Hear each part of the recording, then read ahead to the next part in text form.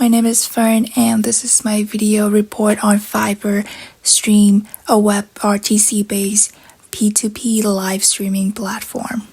Live streaming platform has been significantly grown in the past few years, especially after the COVID-19 pandemic.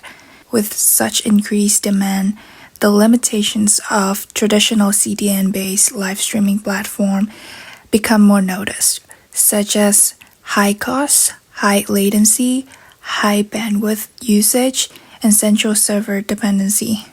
Attempting to overcome the issues of CDN approach, many P2P streaming platforms, including FybrrStream, are proposed. Instead of fetching streaming data from central server, which might cause server being overload, P2P distributes load across peer devices by allowing peers to directly fetch streaming data from other peers, thus result in a more flexible and scalable network. Before going into details of FybrrStream, we will briefly go over the existing P2P streaming solutions. There are three types: tree-based, mesh-based, and hybrid. For tree-based approach, nodes have parent-children relationships, and stream data is transmitted level by level, from top to bottom, or from parent node to children nodes. The downside of this approach is that if the parent node is disconnected, its child subtree will also be disconnected, and data packets are lost until the subtree is reconstructed with a new parent. In mesh-based approach, a super peer is selected to directly receive stream from server and forward it to a cluster. The bottleneck of this approach is that the super peer itself for receiving higher quality of service for its child subtree. And hybrid approach, which is the combination of both tree and mesh, have been implemented to reduce the gaps created by the two other methods, but then also have its own issues, such as high network overhead and complicated implementation. FybrrStream uses a hybrid architecture. It is described as a full mesh-based topology with an overlaid tree network of WebRTC connections. It introduces two main mechanisms: score-based peer selection and auxiliary connection. The first mechanism, score-based peer selection, uses two criteria. Score is calculated by taking uploading bandwidth, streaming rate, latency, and stability of the node into consideration, and available slots, which is the number of child nodes the peer can handle. They are computed as shown in the equations. When a new node enters the network, system will assign a suitable role and position based on score and available slots. Peer with high score and available spots are more likely to become high-level node, which is closer to the source at the top, and node's capacity decrease as we go down the tree away from the source. Looking at the figure, at first we only have client A and B, and when client C enters the network, it has a higher score and available slots compared to client A, so client C replaces client A's position and directly become client A's parent node. When a node leaves network, if it has children, the child with the highest score will take over its place and streaming data. And in case the leaving node has no children, the system will pick a child from another branch to fill the vacancy.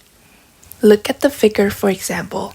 When client B wants to leave the network, as you can see, client B doesn't have any children, and so the system will pick a child from another branch which has the highest score, and in this case, it is client D to take over client B's position. This mechanism specifically addresses the issue of mesh-based approach, which is the bottleneck of the super peer. By assigning high-capacity nodes to particular spots in network, it ensures stable streaming forwarding, reduced chance of nodes being bottlenecks of its subtree. It delivers an overall more reliable streaming exchange with lower latency.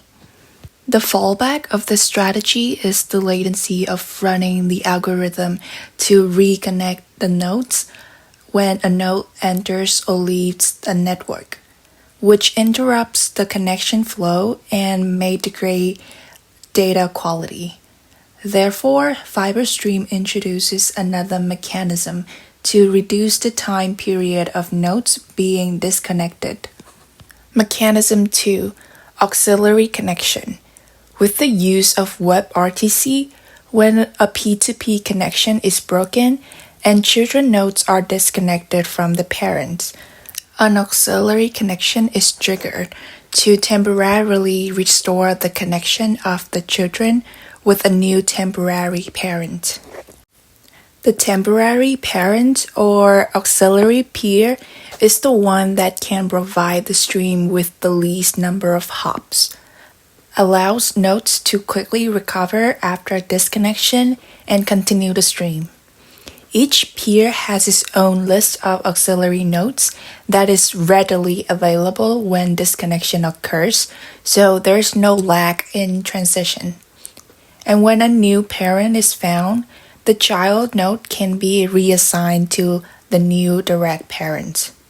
This mechanism specifically addresses the issue of tree-based approach, which is the disconnection of the subtree and its parent. Besides minimizing the service interruption, it also provides a more resilient and fault-tolerant system, as it reduces the chance of nodes being abandoned due to parent node's failure, and immediately re-establish the connection, reduce packet loss due to node disconnection. Besides small delays from node assignment and algorithm implementation, another concern to be considered is security. Since there involves direct contact between peers, it is riskier in terms of content and user privacy. Some strategies can be used, such as end-to-end encryptions for all peers, ensuring that data is not intercepted and remains unchained before and after contact with other peers, preventing man-in-the-middle attack, for example. Overall, despite some delays and security issues, which can be addressed with additional security protocols, the implementation of FybrrStream significantly improved the performance of P2P live streaming platform by addressing the issues of existing approaches.